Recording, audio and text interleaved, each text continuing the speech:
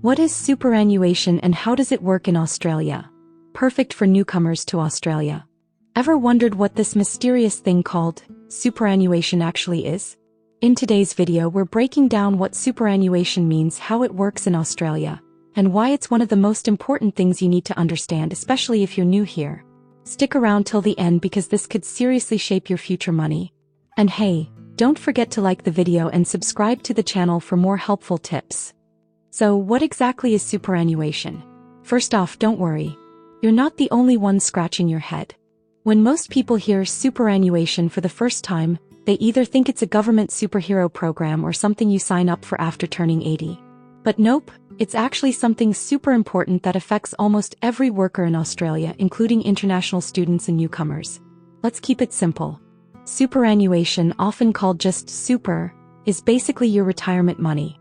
It's money that your employer is required to put aside for you while you're working. Think of it like a secret piggy bank that you can't open until you're much older. And by much older, I mean usually after you turn 60. This system is designed so that you don't have to rely only on the government or your lucky lotto numbers when you're old. Instead, you're building your own mini fortune little by little while you work. Sounds good, right?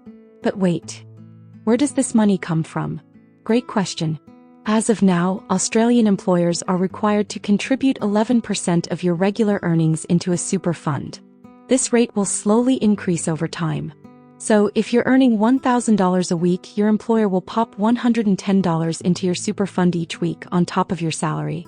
It's like getting extra money, but the catch is, you can't touch it. Not now. Not for a long time. Yep, your future self is getting rich while your current self continues to survive on instant noodles. Now let's get into how this whole thing works. You don't have to physically collect this super money or put it into a jar. Your employer sends it to a superannuation fund, which is basically a special bank account run by financial experts.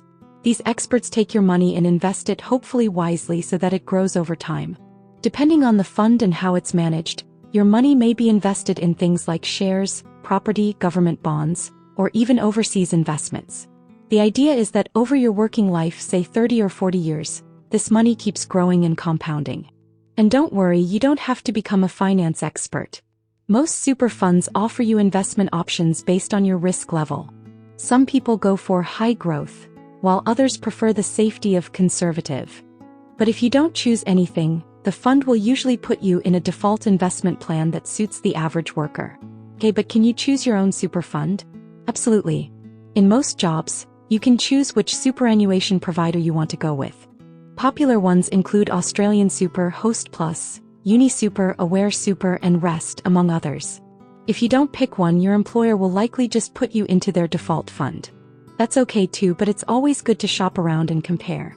Some funds have better returns, lower fees, or even options that support ethical or sustainable investments. Some even have cool apps where you can check your super balance while waiting for your Uber Eats delivery. Now here's something really important for international students and newcomers. Even if you're only working part-time or casually, as long as you earn more than $450 in a calendar month or are over 18 and earn any amount, you're probably entitled to super contributions. A lot of newcomers don't realize this, and unfortunately, some dodgy employers take advantage of that.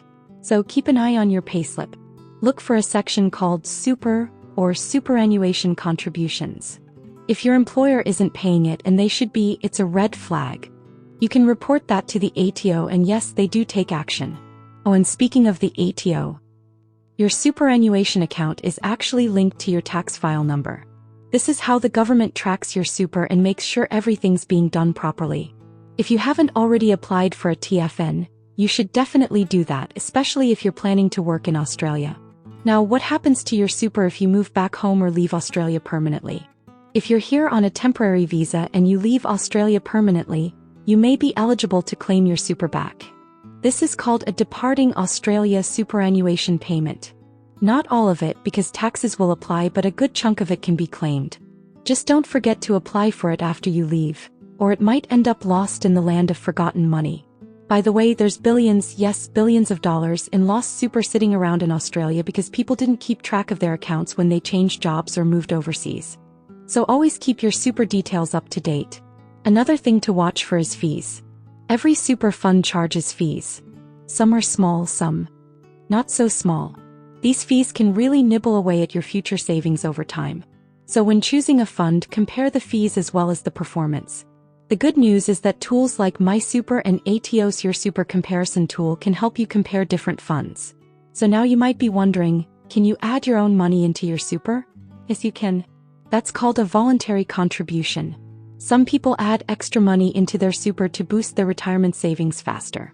And depending on your income, the government may even add a little bonus called a co-contribution. It's like the government saying, hey, thanks for saving for your future, here's a little top-up from us. But only do this if you're financially comfortable. Don't skip rent to put money into super. Your current life matters too. Another bonus for permanent residents and citizens, contributing more to your super might help reduce your tax bill. It's called a salary sacrifice arrangement, where a portion of your pre-tax income goes straight into your super. It's like hiding your money from your future tax monster legally. Now let's say you've been working in Australia for years. You're ready to retire, sip iced tea and stare at the ocean. What happens to your super then? Once you reach a certain age and condition of release, you can access your super as a lump sum or turn it into a regular income stream, called an account-based pension. It's basically your salary in retirement paid from the money you've been saving up. You can also combine all your super accounts into one. This is called consolidation. Doing that helps reduce fees and makes it easier to manage. But remember, super is not like a savings account.